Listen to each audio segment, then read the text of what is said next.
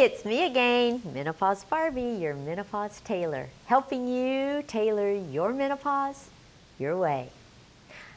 I'll bet my last tutorial left you a bit befuddled, didn't it? I mean, there you were, comfortably thinking about things the way you always have, and I came along and caused an earthquake in your perspective on menopause. But that's my job. Remember when you were a kid and your parents told you it was their job to make your life miserable? Well, my job is to do just the opposite. My job is to make your life wonderful. Because, hey, if you're menopausal, you're probably already miserable. The good news is that I will make things better for you. The bad news is that one of the reasons you're so miserable is because much of what you've been led to believe is all backward and upside down. That's why the last tutorial shook you up so much. I debunked much of what you believed was true. And while you might be a little miffed at me right now, you'll thank me later. Your parents used to say that too, didn't they? Well, I think I'm going to shock you again today. And once again, you don't need your book or the notes, just listen. I call today's tutorial Upside Down Misconceptions About Menopause. And I say upside down because these are the most backward misconceptions about menopause. And they're the most backward and upside down because they're the ones that will get you into the most trouble if you don't get them straight. And unfortunately, they're also the most common of things that women believe about menopause. So this is probably one of the most important videos in the series too, just like the last one was. So watch this one no matter what. Play a game with yourself. See how many of these misconceptions you have straight and how many of them you have upside down. And pay attention to how many you have straight simply because you've been watching these videos or read my book or attended my seminar. You will realize how critical all this stuff is. Okay, let's start. Upside down misconception number 1. You can avoid menopause by being in denial about it or by having a healthy diet and lifestyle. Wrong! You can be in denial all you want, but that won't get you anywhere. No degree of denial can change the fact that you were supposed to die before you became menopausal. So just be glad you lived long enough to become menopausal in the first place and work with the situation to make it as good as it can be. Not even the best diet and the best lifestyle habits in the world can prevent menopause. It's not a punishment. It's a gift. It's death or menopause. Pick one. Upside down misconception number 2. Menopause is just a transitory change. And once you've gone through it, you needn't give it another thought. Wrong! Nothing could be farther from the truth. And many women put themselves at risk for so many bad outcomes by thinking this way. I cringe every time I hear a woman say, "Been there, done that." And you know, every woman who says that says it like a know-it-all. But menopause is not temporary. It's permanent. Think about it. You can't go backward. The transition itself is called perimenopause. But after that, you enter postmenopause and you stay there for the rest of your life. And because you're not a robot, you'll have to manage your menopause over and over again for the rest of your life. Your health status may change, new options will become available, and whatever you do to manage your menopause now may stop working for you in the future. You will be a menopausal woman for the rest of your life. That one simple fact should change everything about the way you think about menopause. Upside down misconception number 3. A total hysterectomy results in menopause. Wrong! A total hysterectomy only removes your uterus and your cervix. This is my representation of your female reproductive organs. So a total hysterectomy has nothing to do with your ovaries. A total hysterectomy is removal of your uterus and your cervix only. Everything else stays here. And you would have to remove both ovaries in order to get to menopause. You see, I taught you this way back in tutorial number 8. If you haven't watched that one, you should. Upside down misconception number 4. You can use herbs to manage your menopause and get all the same benefits of hormones without the risks. Wrong! You can use herbs to manage some of your symptoms of menopause. Here I have chasteberry tea. I have wild yam powder. I have remifemin. But these will not work as well as hormones do to alleviate your symptoms. But more importantly than that, they are not without risk. And most importantly of all, they will do nothing to protect you from the diseases that are associated with menopause, such as heart attack, osteoporosis, breast cancer, uterine cancer, ovarian cancer, and Alzheimer's disease. Upside down misconception number 5. A hormonal option for menopause cannot be both natural and synthetic. Wrong! Substances that come from the earth may or may not be natural. It depends on the other ingredients that may contaminate them. So, here's an herb. Is it natural? Don't know. And bioidentical products are natural to your body, but they're synthesized in a lab, making them kind of a little of both. And then you have some pharmaceutical products that are bioidentical, which means they're natural too. You see, those terms mean different things to different people. Upside down misconception number 6. Birth control pills, patches, and vaginal rings have more risks than benefits. Wrong! Birth control products have more benefits than risks. Whether they're pills, patches, or a vaginal ring, there are great benefits. And the benefits increase the longer you use them. Upside down misconception number 7. You're lucky if you don't have hot flashes. Not necessarily. Of course, you're a lot more comfortable in the short term if you don't have hot flashes. But what about the long term?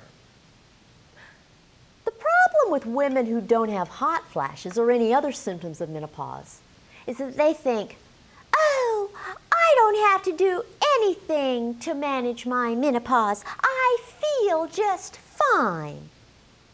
But because they feel just fine, they never compensate for their loss of estrogen.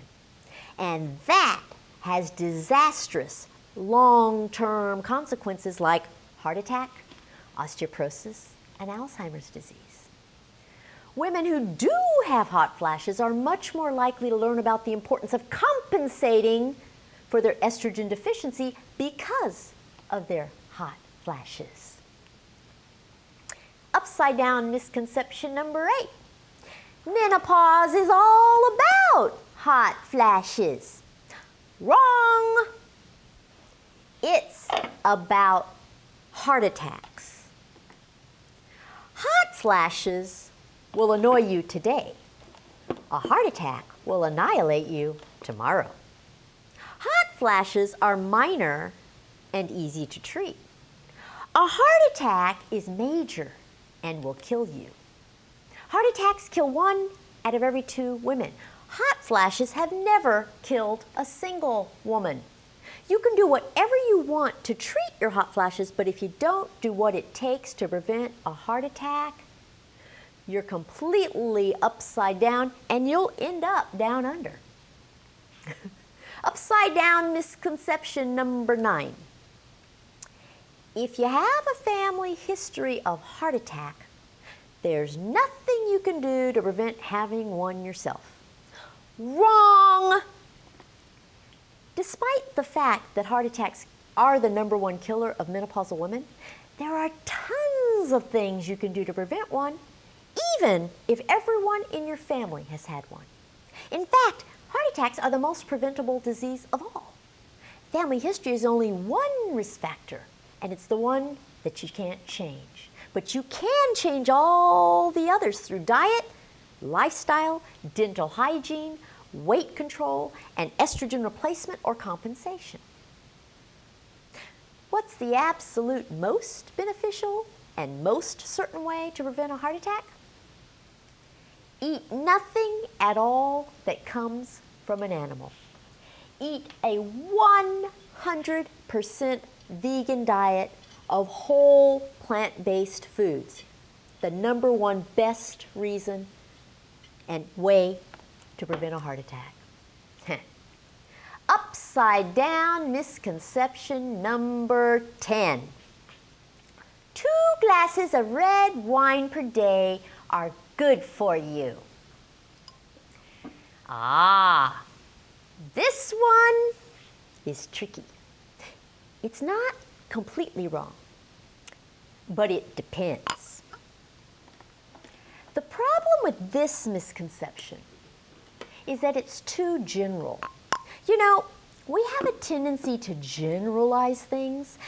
We tend to assume things are all good or all bad. Or we assume that something is good for all people or that it's bad for all people.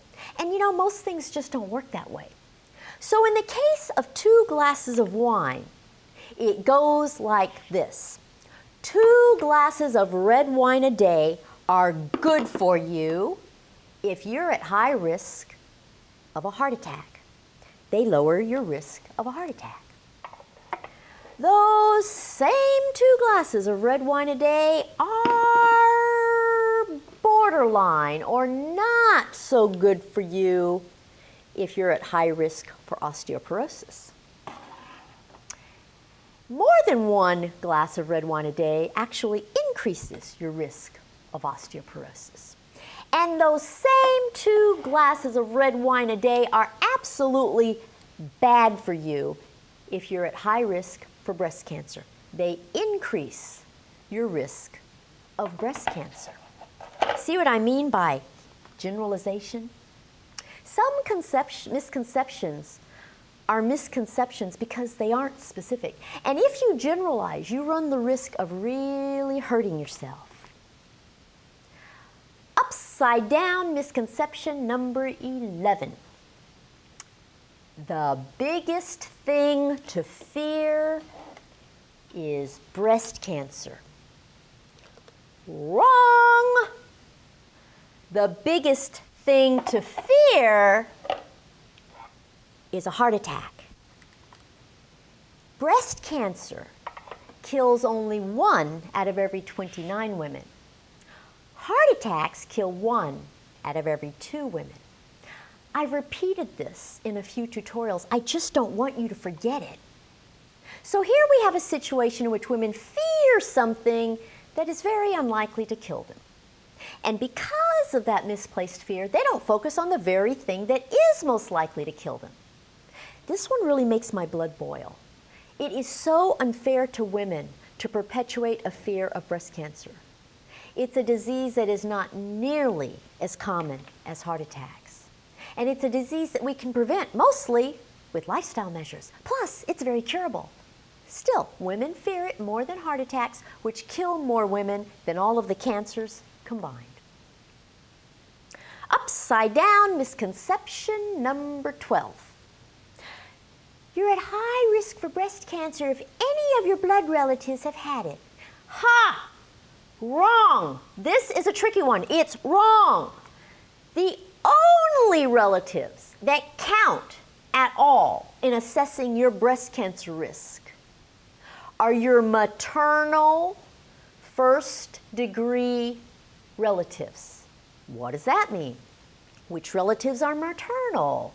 Which relatives are first degree? Maternal means that only the relatives on your mother's side of the family count at all. You can completely forget about the relatives on your father's side of the family. First degree means that only certain immediate relatives count. In the case of breast cancer, only your first degree maternal relatives count. So who are they? There are only three. Your mother, your sister, and your daughter. And the only sisters who count are the ones with whom you share a mother. That's it. And you were probably worrying about your second cousin on your father's side, or your father's mother, or your distant cousin. They don't count. Only your own mother, your own sister, and your own daughter have anything to do with your risk of breast cancer. Isn't that a relief?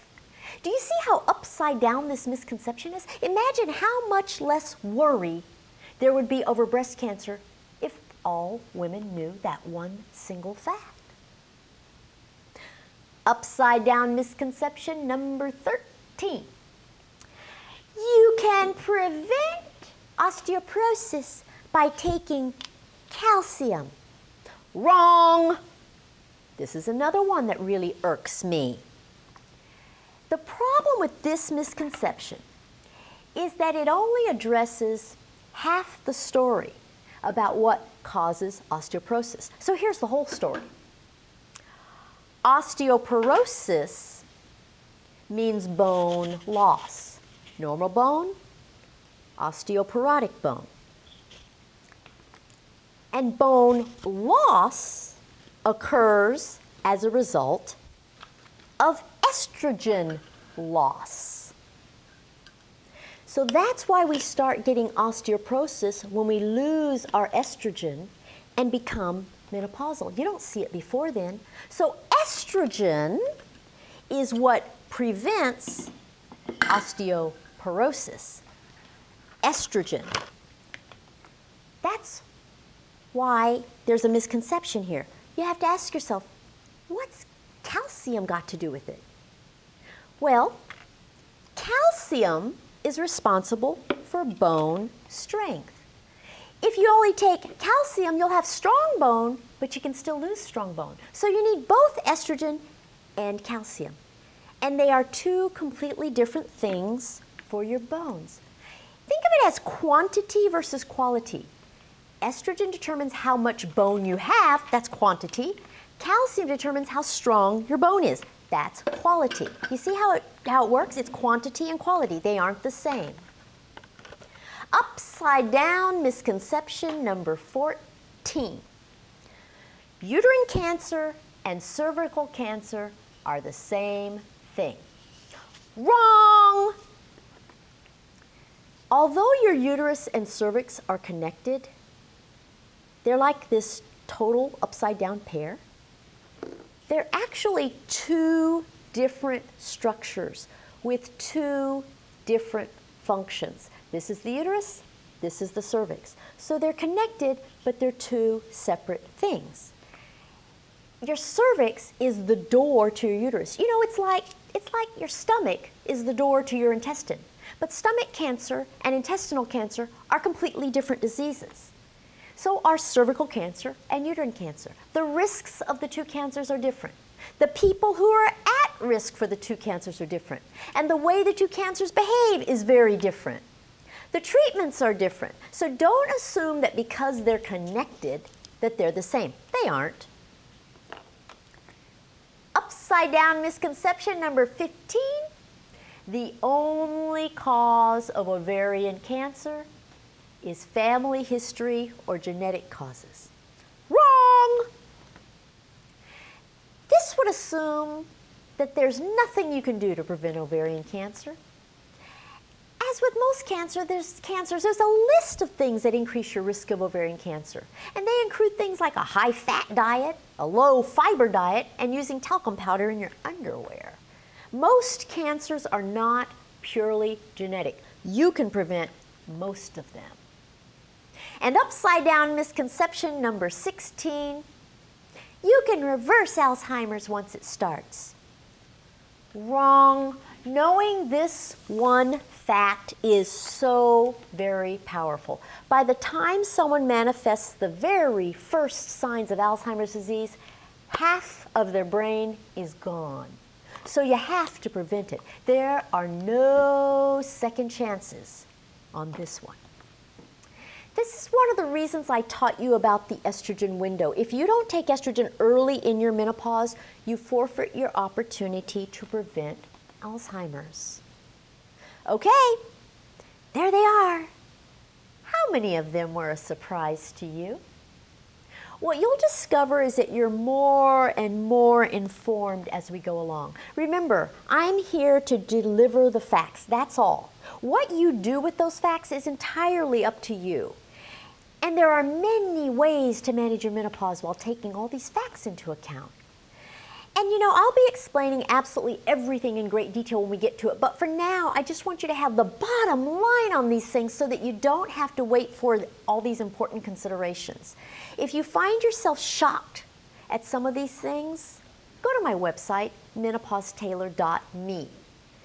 You can register for a seminar, or you can buy the seminar on DVD, or you can read my book, whatever you need to do so that you don't stay upside down. Okay? So that brings us to the end of our Upside Down Misconception session on menopause. I hope you feel more right side up now, and I hope I didn't shake you up too much. I'll see you in a week, and in the meantime, follow me on Facebook, Twitter, and Instagram. Bye!